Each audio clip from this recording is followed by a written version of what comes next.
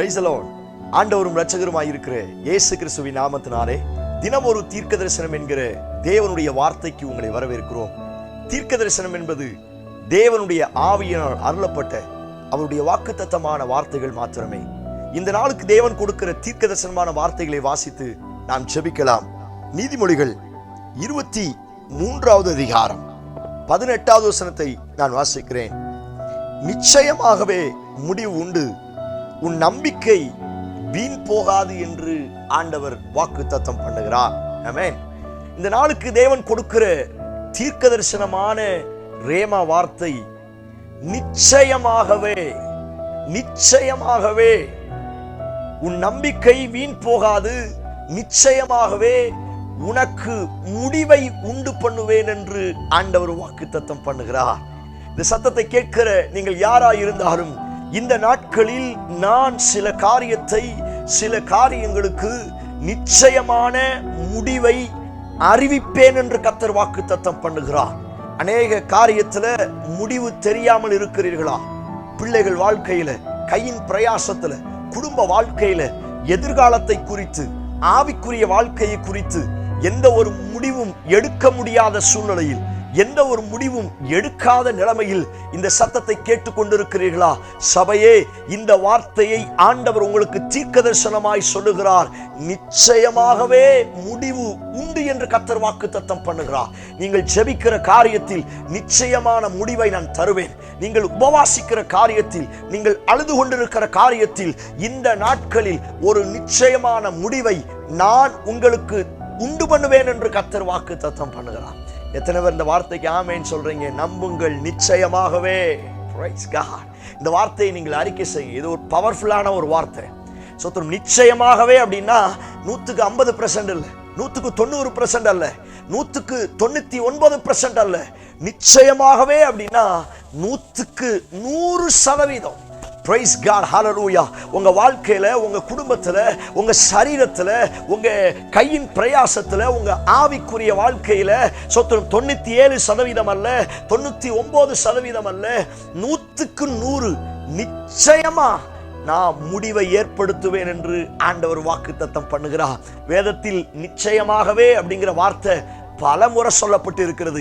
எந்தெந்த இடத்திலெல்லாம் இந்த வார்த்தை வந்து இருக்கிறதோ அந்த இடத்திலெல்லாம் தேவன் தம்முடைய தீர்க்க தரிசனமான மகிமையான பவர்ஃபுல் வாக்கு தத்தத்தை கர்த்தர் கொடுத்திருக்கிறார். ஒரு வார்த்தை எரேமியாவில் இப்படி சொல்லி இருக்கிறது, நிச்சயமாகவே நான் உன்னை விடுவிப்பேன் என்று கர்த்தர் வாக்குத்தத்தம் பண்ணுகிறார். இந்த சத்தத்தை கேட்கிற நீங்கள் அநேக காரியத்தில் சிக்கி இருக்கிற நிலைமையில் இருக்கிறீர்களா? சில வியாதியினால, கடன் பிரச்சனையினால, தோல்வியினால விடுதலை இல்லாமல் இருக்கிறீர்களா? ஆண்டவர் உங்களை பார்த்து இந்த வார்த்தையை தீர்க்க தரிசனமாய் சொல்லுகிறார்.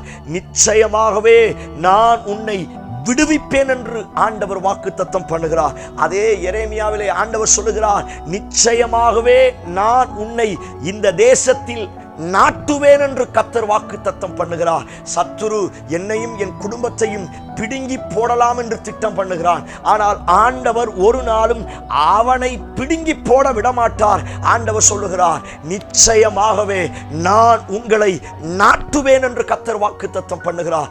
எந்த இடத்துல உங்க குடும்பத்திலிருந்து துரத்தணும், வீட்டை விட்டு துரத்தணும், இடத்தை மாற்றணும் அப்படின்னு சத்துரு பிளான் பண்ணானோ அதே இடத்துல நிச்சயமா நான் உங்களை நாட்டுவேன் என்று கர்த்தர் வாக்குத்தத்தம் பண்ணுகிறார்.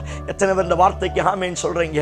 அதே ஸ்தோத்திரம் எரேமியாவில் ஆண்டவர் சொல்லுகிறார், நிச்சயமாகவே நான் உனக்கு பதில் கொடுப்பேன். ஓ, எவ்வளவு அழகான வார்த்தை! நிச்சயமா நான் பதில் கொடுப்பேன். Praise God. கடந்த நாட்களில் எவைகளுக்காய் ஜெபித்தீர்கள்? எவைகளுக்காய் ஆண்டவருடைய சமூகத்தில் புலம்பினீர்கள்? கண்ணீரோடும், உபவாசத்தோடும், அழுகையோடும், புலம்பலோடும் கடந்த நாட்களில் எவைகளுக்காய் ஜெபித்தீர்களோ ஆண்டவர் உங்களை பார்த்து சொல்லுகிறார், நிச்சயமா நான் பதில் தருவேன். எத்தனை பேர் இந்த வார்த்தைக்கு ஆமென் சொல்றீங்க? நிச்சயமா முடிவு உண்டு, நிச்சயமா விடுவிப்பேன், நிச்சயமா பதில் உண்டு, நிச்சயமா நாட்டுவேன். Price God. இந்த நிச்சயமா நிச்சயமா எந்தெந்த இடத்துல எல்லாம் ஆண்டவர் சொல்லுகிறாரோ ஸ்தோத்திரம். இன்னும் நிறைய வார்த்தைகள் இருக்குது. நிச்சயமா கர்த்தர் உன் கூட இருக்கிறார். ஸ்தோத்திரம். நிச்சயமா உன் ஜெபம் கேட்கப்படும். Praise God. புதிய ஏற்பாட்டில் வாசிக்கிறோம், நன்மைகளை கொடுப்பது அதிக நிச்சயம் அல்லவா?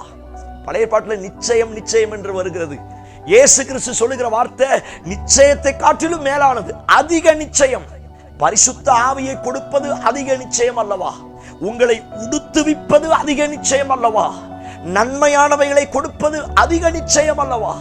இந்த சத்தத்தை கேட்கிற நீங்கள் யாராய் இருந்தாலும் சரி, நிச்சயமாக சம்திங், சில காரியத்தை கர்த்தர் செய்ய போகிறார். நீங்கள் எதிர்பார்க்கிற, நீங்கள் செபிக்கிற, நீங்கள் விரும்புகிற சில காரியத்தில் நிச்சயமான நன்மைகளை பெற்றுக்கொள்ள போகிறீர்கள்.